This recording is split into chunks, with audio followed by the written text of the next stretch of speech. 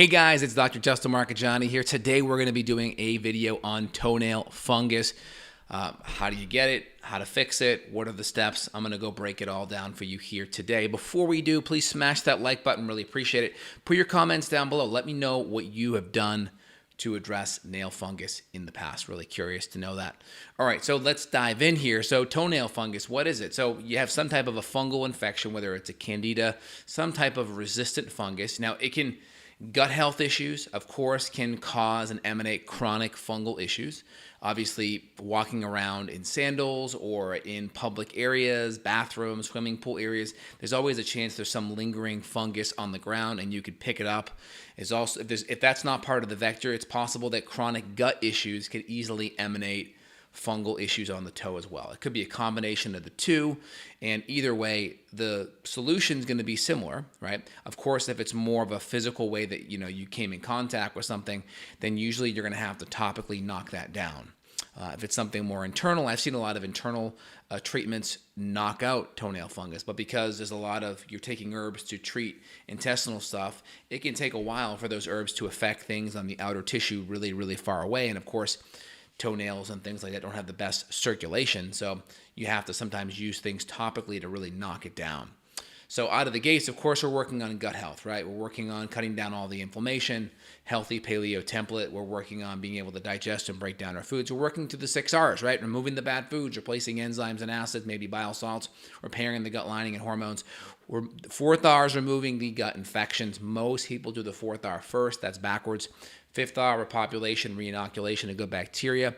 There are some specific probiotic strains that we'll use that are actually antifungal.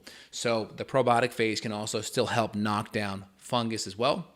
And then the 6 R is retesting to make sure we knock it out. Now, fungus is pretty resistant to test on a gut test. You can see it in borderline, whether it's various yeast, candida, rhodotorula, albicans, whatever. You can see it there. You can also see it on an organic acid test. You see it with the D-arabinitol marker. That's very helpful. D-arabinitol is a fungal yeast marker, and you urinate that out. It's a metabolite of the yeast, and you can see it in a really good organic acid test. So off the bat, we're working on all the diet and lifestyle things. We're testing the gut. We're working on making sure digestion's good. We're starving out some of the candida. That's really important. Now, topically, what are some things that we're going to do? Let me show you a couple things here on my website. I did an article on this recently. So we'll put links below so you guys can see. I'm going to shrink myself. Okay, so this is an article on how to treat toenail fungus. We'll pull it up here for y'all. All right. So this is the front here, very simple. So you got to address the gut issues. That's really important. I've already talked about that now. And typically, if you have chronic gut issues, 80% of your immune system's in the gut. So if you have chronic gut issues, that can affect your immune system's ability to attack fungus external on the toenail. So that's really important. Fixing the gut helps fix the immune system. So again, you got to hit it from both ends, inside and out, to kill the fungus, right? That's a really important thing out of the gates.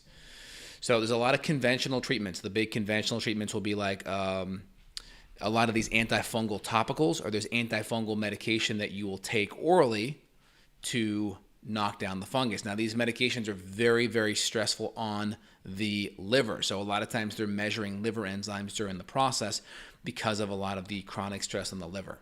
So you got to be really careful when it comes to a lot of the chronic fungus. I mean, so you can look here, medications. For toenail fungus, you're going to see one of the big side effects is an elevation in liver enzymes. So Lamisil is going to be another big one right there. Sporanax, and you got to be very, very, very careful. You're taking it systemically, and you got to be very, very careful of liver stress. So usually they're going to be measuring liver enzymes. ALT, AST is a big one they're going to be looking at out of the gates. Just an FYI on that. And so some of the things that we're going to do is we're going to use the herbs to address things internally. We're going to topically nail it, right? We're going to topically nail it. So a couple of things that I've used topically, if you go to my Justin Health approved page, right? You go to the products and you click the approved product category. You'll see some of the things I like. So one, this little nail fungus pen is excellent. So if I could pull it up here, I just had it on me here a second ago. Let me find it. So this little toenail fungus pen is excellent. You pull it out like this, and you turn this little knob like so, and you're going to see the little compounds come out that are antifungal. This is excellent. So this is a product that you can get on Amazon. I don't sell it directly. I'll show you all the ingredients here so you guys can see it. So this is the compound here. I like it. Let me go over what the ingredients are. So here you go. It's chitin, hydroxybenzoic acid, and an angelica herb. So those are the big 3 ingredients. I like it. Topically, it works. I find the topical stuff, it works better when you combine it with a soak, okay? So topical's really good. So I like to combine it with a soak. So this fungal pen's excellent. We'll put the links all below so you guys see it and can utilize that. So fungal pen, excellent. Very good. Fungal soak would be one of the next things. So here's a really good herbal soak from Long Creek Herbs. Wonderful, wonderful. You guys can get it here as well if you want to support us.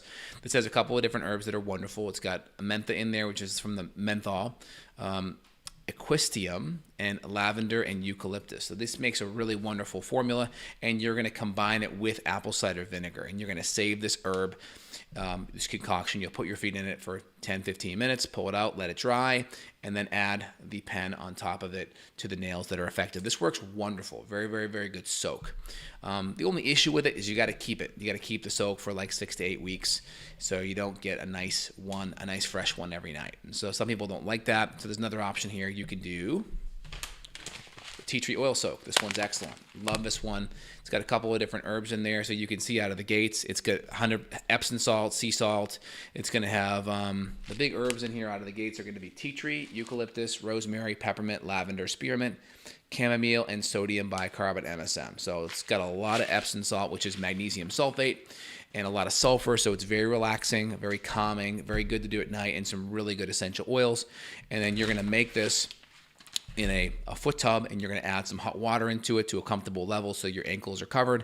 And then I typically add 4 to 8 ounces of apple cider vinegar in there as well, because the apple cider vinegar is very antifungal. So that's excellent. So you can do the apple cider vinegar with this, or you can do the Long Creek Herbs formula, which is wonderful. And then once your feet are in there 10-15 minutes, pull them out, let them dry. Once they're dried, you can add the topical pen on there for even better coverage. And again, it's really important. You really want to change your diet. You want to figure out what the habit is. Am I wearing too many sandals or shoes where my toes are exposed? Am I walking around in public places that could be causing some problems? So you really want to get to the root underlying issue to make sure you're actually fixing the problem. That's like super important. All right, excellent. And so these are my big things, and you can look at some of the other approved products here. Toenail fungus is really good. I've seen this product right here do pretty well on toenail fungus as well. You can topically add it. It is, let me find it. This one, Wonder Balm, does pretty well topically, but the pen works really good. So I hope that you guys enjoyed that. Hope that makes sense at all to y'all. I'm gonna make myself a little bit bigger here. Okay, and we'll maybe answer some questions here for a minute. So the key is when you're addressing toenail fungus, figure out if it's a chronic issue from your gut and poor diet. Figure out if it's a topical issue where you're physically exposing your feet to fungus, whether in a public bathroom, pool, through sandals, etc., not changing your socks, general things. See if it's something that you can do hygienically to fix that. So that's a big thing out of the gates. Understand where it's coming from. Try to address it with your diet. Try to address it internally, right? There's different herbs we can use. So in my line, we use GI Clear 5 and GI Clear 6 are wonderful internally. Olive leaf, grapefruit seed extract, wonderful. Oil of oregano, wonderful. Undecanoic acid, great. Podiatrist, great. So these are some good herbs to address things internally. Then we address it topically with various soaks and a fungal pen. So a lot of good options. I got a lot of experience doing this with, hundreds of patients. Having seen thousands, you always have people with fungal issues on the nails. It's quite a difficult issue to rectify, but that's a good way to address it out of the gate. So I hope you guys enjoyed today's content. If you want to reach out, if you have chronic gut issues or fungal issues and you want to reach out to a professional like myself, a link will be below where you guys can reach out. Happy to help you and work with patients all around the country. And feel free to share this with friends or family if they can benefit as well. Links for all the product recommendations will be below so you guys can see that. All right, let me try to answer some questions pertaining to this topic. Someone I know has black on his toenails. I try to tell him that could be a sign of cancer. Could you talk about that? I mean, it could be like a melanoma issue, right? It's very possible. Get that looked at by a dermatologist. You may have to have that surgically removed. Could that pen work on small fungal spots on the skin that has no toenail on it, like small spots on the thigh or chest? It's very possible. Yep, very possible. You can also do like tea tree oil. You can also get some of the various fungal soaps, which are topically helpful as well. So if you look at some of the soaps on my Just and Health approved products, there's some good fungal soaps there that are helpful as well. Excellent. Good questions there. Could you provide a brief overview of your GI Clear line in terms of each purpose? Yeah, GI Clear 1's an antibacterial, stomona, dill, wormwood, java brucei, Hydeatus coptis, yarrow, procrasma, kutch tree. GI Clear 2, the big 3 ingredients are going to be clove, bismuth, and mastic in there. There'll be some berberines. That's my H. pylori killer. GI Clear 3 is a nano silver, which works very well for candida. It also is a great biofilm buster, so it allows clearing herbs to work better for bacteria as well. 4 is my bigger parasite killer. Higher dose golden seal, higher dose olive leaf, some black walnut hulls for parasites in there. It's also got some grapefruit seed extract. It's got high dose berberines in there and olive leaf. GI Clear 5 is pure oil of oregano, which is great for fungus, and also higher dose can be great antiparasitic. And 6 is a good bacteria and fungal killer. There's also going to be podiatrist, olive leaf in there. There's going to be French tarragon. There's going to be podiatrist, stinging nettle. So those are the big herbs there out of the gates. Hope that was helpful for you. Dr. J, I struggle with adult acne. It's gotten better by cutting out dairy, but any thoughts on whether olive hurts that? So the first thing, if you're having adult acne, you shouldn't be, number one. So you got to first get your diet 100% cleaned out, do a full AIP diet, and then see how much that improves, and then test your gut and test all your hormones and your hormone metabolism, because that's going to be a big thing, and work on cutting the carbohydrates down because high levels of insulin can drive that. Which bacteria are antifungal? You mean which clearing herbs? So clearing herbs that are antifungal, some of them have dual purposes, right? So oil of oregano has a dual purpose. Tea tree has a dual purpose. Olive leaf can do dual purposes on that. Podiatrist works great. Undecanoic acid really works great. Silver works great. Those are all very helpful. Great. Let me just see here. I'm going to try to keep it on topic here. So try sticking to berries, but anything we can do at night maybe to curb any yeast or fungus that could grow.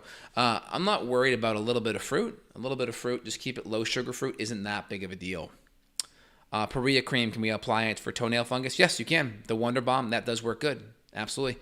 Can oil of oregano irritate the gut? It can. I mean, that's why we always work on GI. We always work on the clearing in the 4th step, so we have more healing and inflammation reduction in the gut. But, if you're sensitive, always start low and slow and work it in, and maybe even try it with food as well, and work on, if we're using my GI Restore, that's helpful for the gut lining, and or the ginger tea with Manuka honey is very helpful. If a mole grows very slowly, is it necessary? Doesn't mean it's cancer. It depends. As usually if it's symmetrical, the color doesn't change too much, usually it's going to be okay. There's a doctor, Dr. T.L. Oren, Dr. T.L. Oren, drtevents.com. He does a lot of natural skincare with this proprietary acid compound, and he can hit things, and then basically it kills the blood supply to that mole or to that skin lesion, and it can fall off. So Dr. T is a wonderful resource if you want to topically hit a mole or a skin growth. Okay, here. I think we hit all the major questions here for today, guys. Just trying to stay on topic so it makes sense, and we kind of keep the video pertinent to the listeners who watch it later. All right, y'all. Hope you enjoyed today's video. If you did, give me a thumbs up. Put your comments down below. Give me a share. Really appreciate it. If you want to dive deeper and work with someone like myself who's an expert in this field, I'm here to help you all as well. You guys have a phenomenal day, and take care and be healthy.